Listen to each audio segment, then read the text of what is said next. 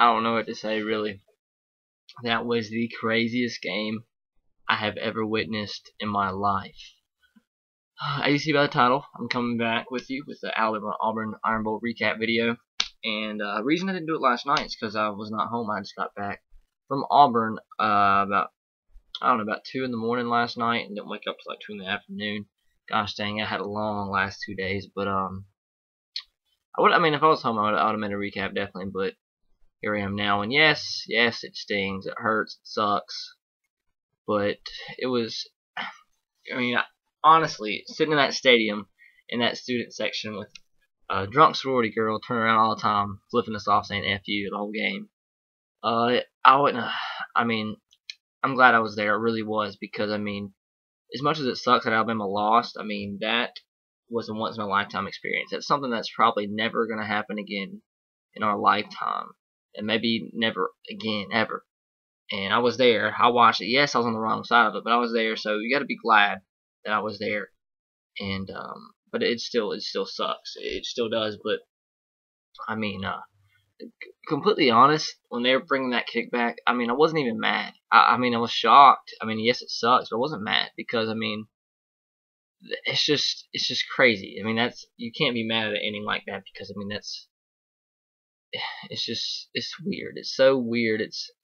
I mean, completely honest, I'm jealous. I'm jealous of Auburn this season because they have witnessed 2 in a lifetime game-winning whatever drives, whatever plays in 2 straight games. I mean, that's once in a lifetime. It's 2 straight weeks. Absolutely ridiculous. Starts with the Georgia Hail Mary Nick Marshall pass to Ricardo Lewis for the touchdown off the tip pass. And then this week he had a 57-yard field goal miss brought back for a touchdown. Actually 109 yards. It was 109 yards. So it's just, I mean, to be able to witness that as an Auburn student or as an Auburn fan in Jordan-Hare Stadium 2 straight weeks, that's pretty freaking awesome. And you got to give for Auburn all the credit in that game yesterday. We made so many mistakes, and that's part of the game. They took advantage of every single one. We held them for the most part, and then when they had to score, when they had to get on the field, had to do something, had to make a 4th and 1 stop, they did it, took advantage of every single mistake, made the most of all of them, and played to the very end and got the win. They didn't quit. Chris Davis didn't quit when he had to go 109 yards to score the game, win a touchdown with 1 second left. He never quit, and it showed with the final score. They win 34. I don't even remember the gosh dang final score, 34-28. It's tough. The worst thing about this is the fact that you go from having a chance to do something that's never done in history, 3 straight national championships, to probably the Capital One Bowl. That's what sucks. That's what is probably the worst about it. Because I mean, this is something that we were set up for, and that's a once in a lifetime thing. I'm willing to bet this is never going to happen again in our lifetime. A chance to win 3 straight national championships. Frick, we might never win 2 straight again. It's just I mean, there's 126 teams in college football. You have maybe 120 of them, 110 of them at least, that their fan base will never experience a national championship, never in their lifetime, and maybe never in history. If football is still here 200, 300 years down the road, and we had a shot to win 3 straight. 110 of those teams will probably never witness one themselves. That would have been really special. And the fact that won't happen because of a 109-yard field goal return after all those missed opportunities. That sucks. That really does suck. But I mean, you can't make excuses. Which I'm not gonna make excuses in just a minute. I just want to talk about some things I wish would have happened differently. It's not really, I mean, yes, excuses, but not in the saying them the same form that some people do. Because I mean, so many things could have happened, but it doesn't matter because Auburn won. They did what they had to do to win, and that's all that matters. Yeah, great game by Auburn. They ran the football, honest for the most part. Surprised me, Nick Marshall. I mean, I've been highly critical of them, and I was even saying if we kicked one of those field goals and up by 2 possessions, I thought we were going to win easily because that'll force Nick Marshall to throw the football, and I didn't think he could do so in obvious passing downs. But he showed up. He ran the football well, scored the first touchdown of the game. I mean, we all know he's not the best passing quarterback, but it doesn't matter if he's not the best.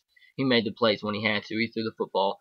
He did whatever he had to do to to score, to win, to lead that last drive, and that's all that matters. And he executed. They executed well, better than I could ever imagined, and that really surprised me. And it surprised me how well they played they played on the line of scrimmage defensively, stopping T.J. Yeldon, etc. on 4th and 1s, whatever.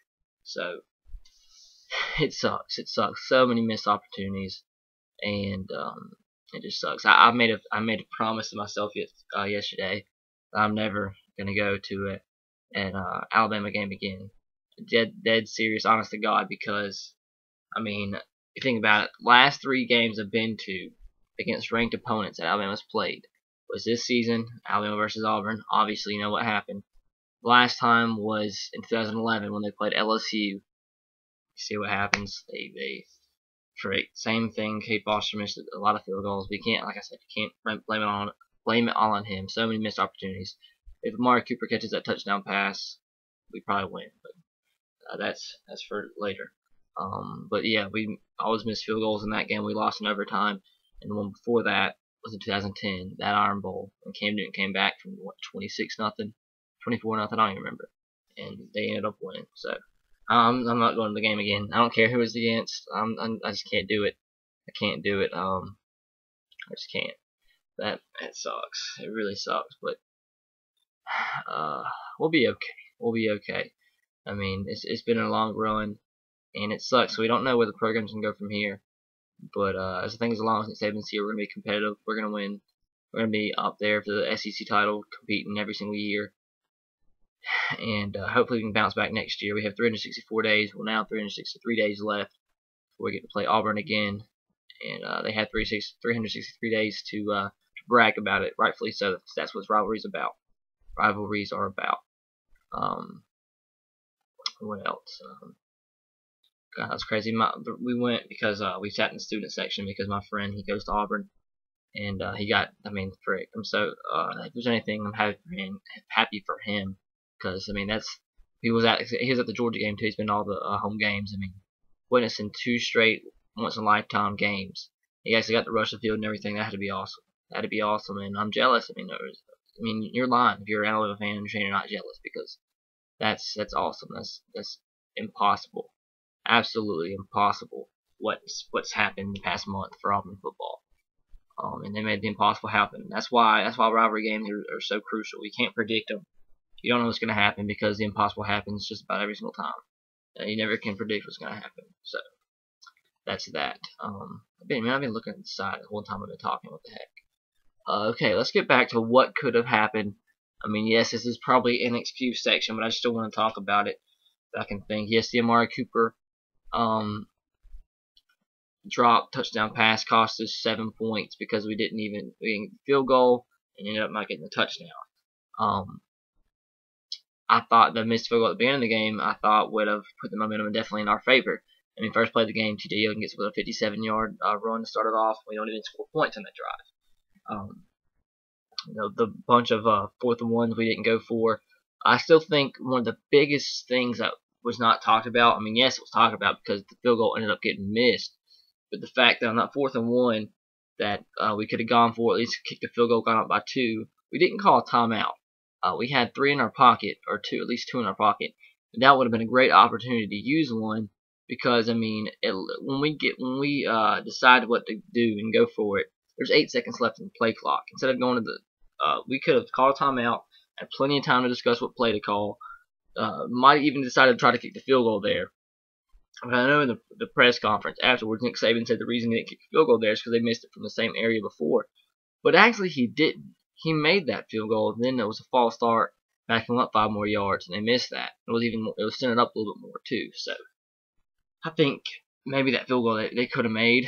But I mean, yes, field goals hurt us, but I mean, if we score touchdowns in those drives, if T.J. Yeldon makes a 4th and 1, if Amari Cooper catches that touchdown pass, none of this would have happened. The penalties really screwed us up on that T.J. Yeldon 1-yard run. It was a holding penalty that brought us back, and it was 2 personal fouls afterwards, offsetting penalties. And which I saw that it was. Well, I didn't see it, but all the Auburn fans were thinking it was against Auburn. They didn't see an offsetting penalty for Alabama. So Auburn gets that personal foul, we get a first down, and we can probably score a touchdown from there, even though it was a holding penalty. But no, offsetting penalties, which gives Alabama 10 yards back. We ended up not converting on that drive, so that was huge too.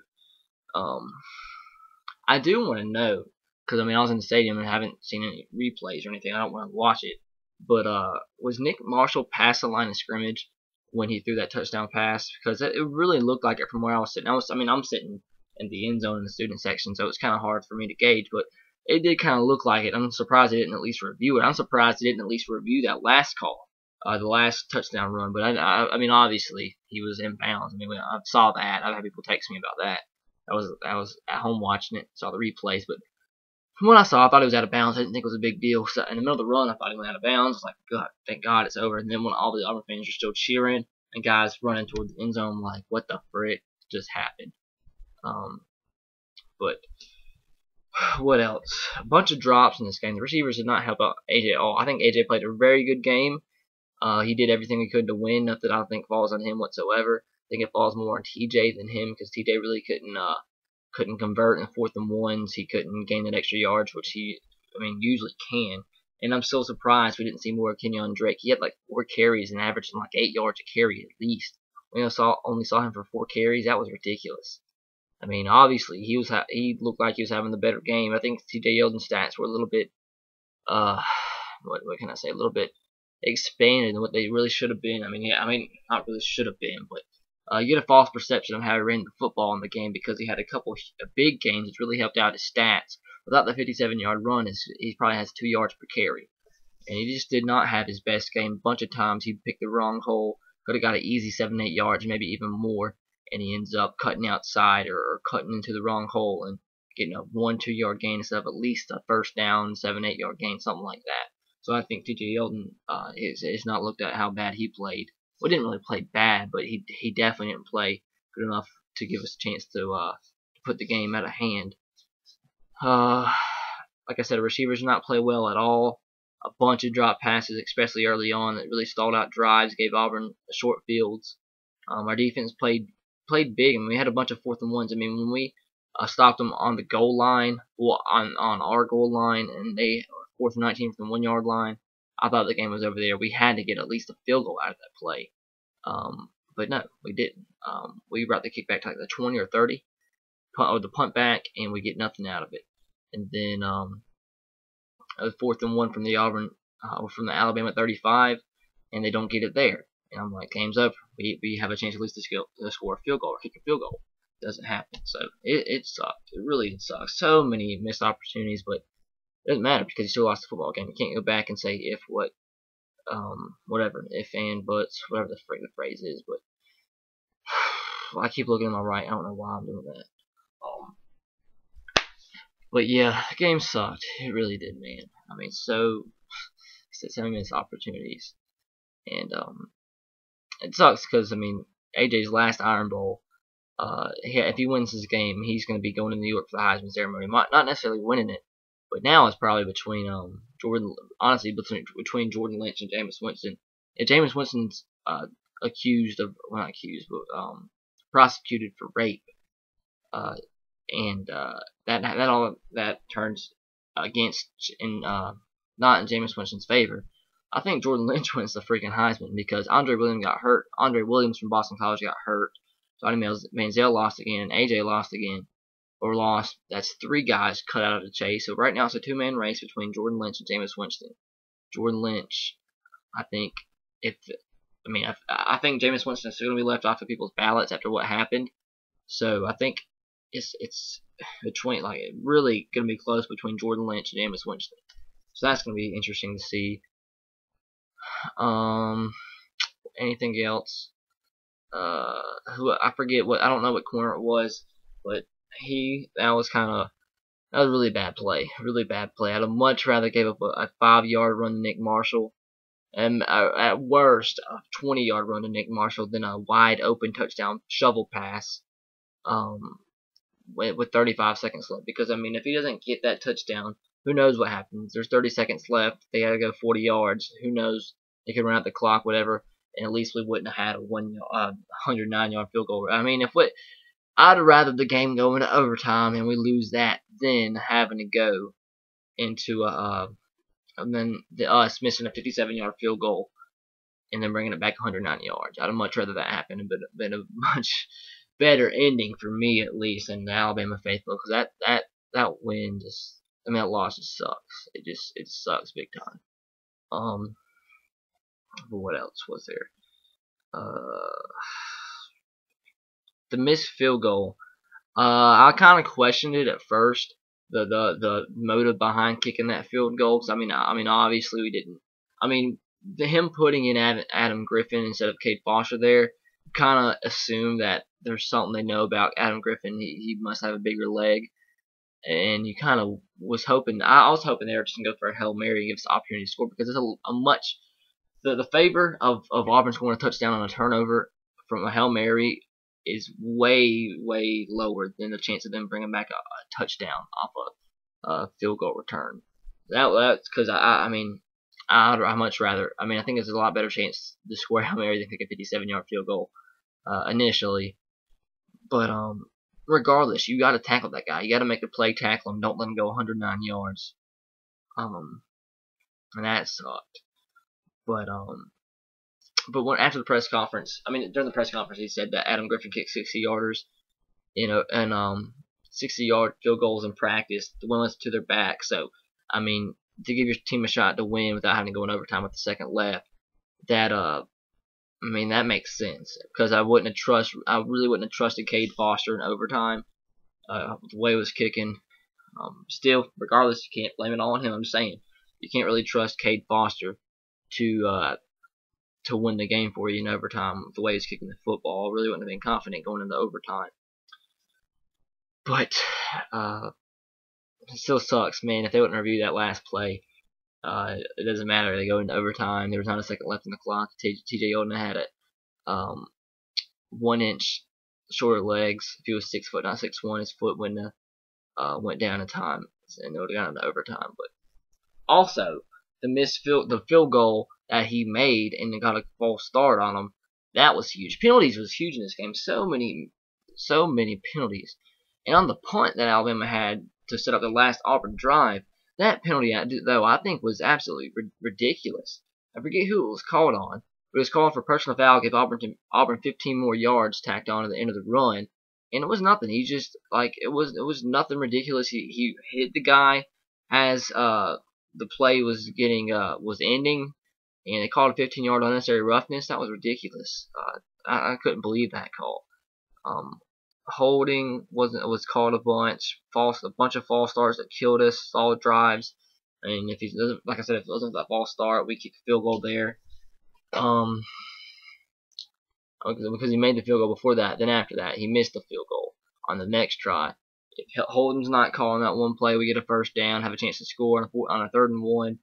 But we get backed up to a 3rd and 12 after the holding penalty. I think regardless of the hold, he gets the first down because he had a huge hole.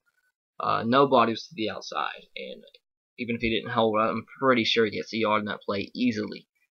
But it sucks. A bunch of missed penalties, a bunch of penalties that killed us, a bunch of missed catches, a bunch of missed opportunities.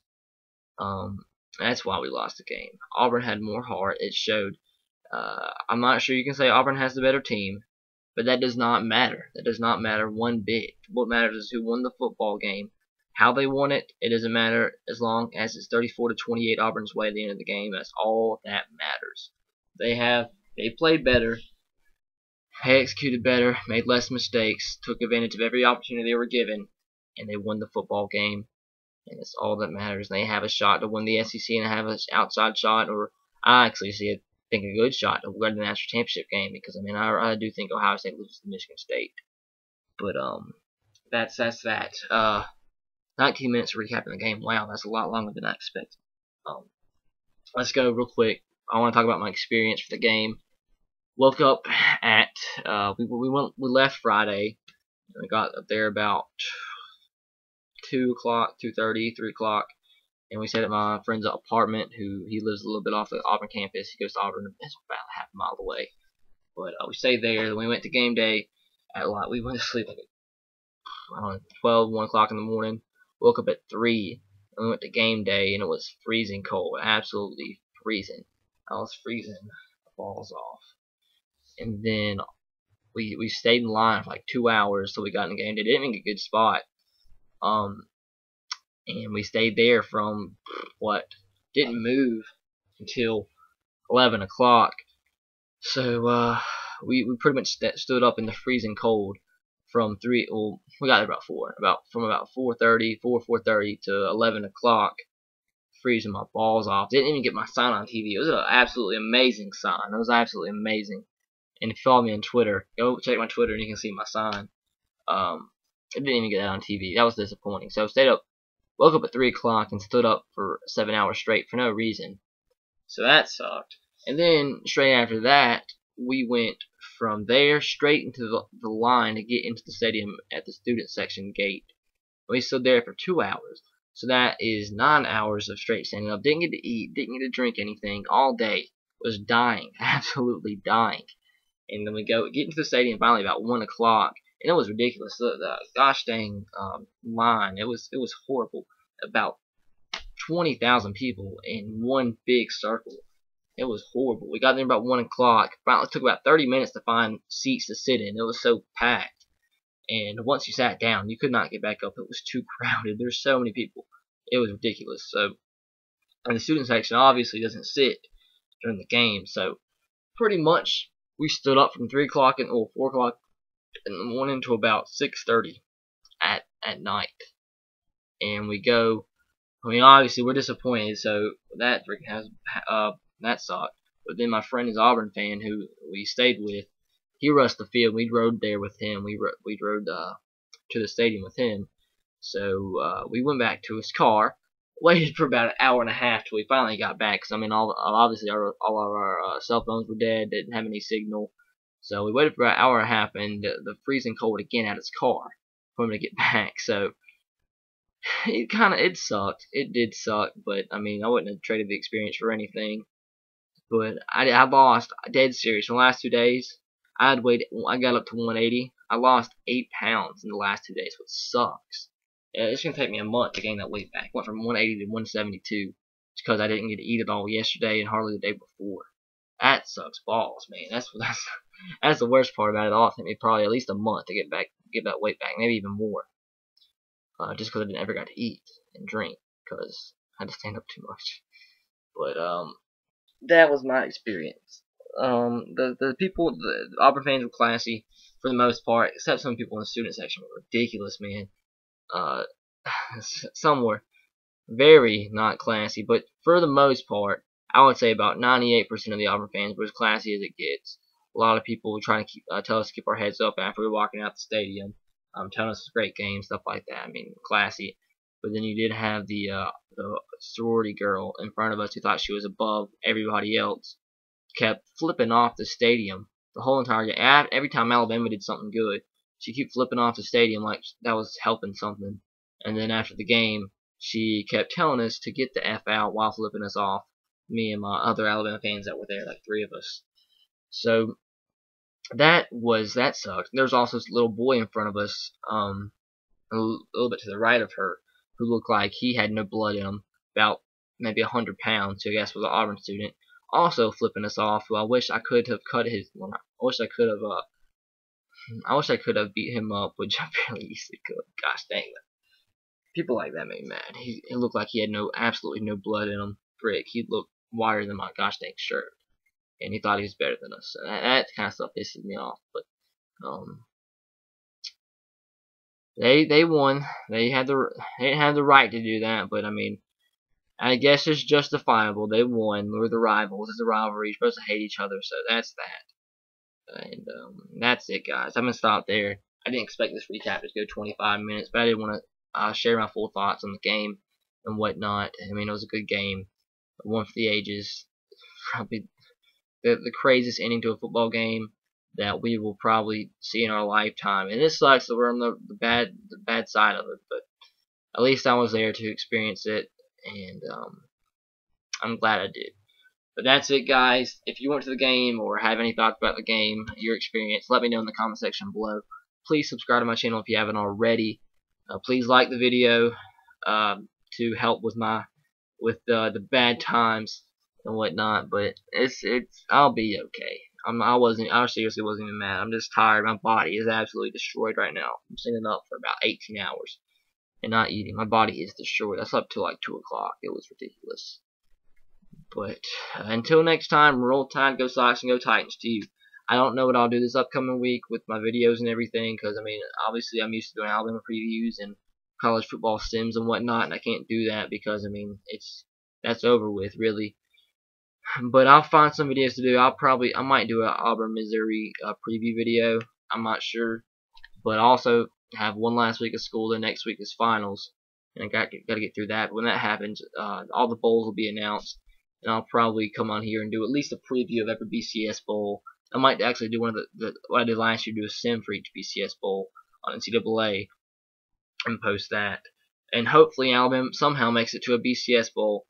I think it's kind of unlikely, but hopefully some way the cards fall in our favor and we do.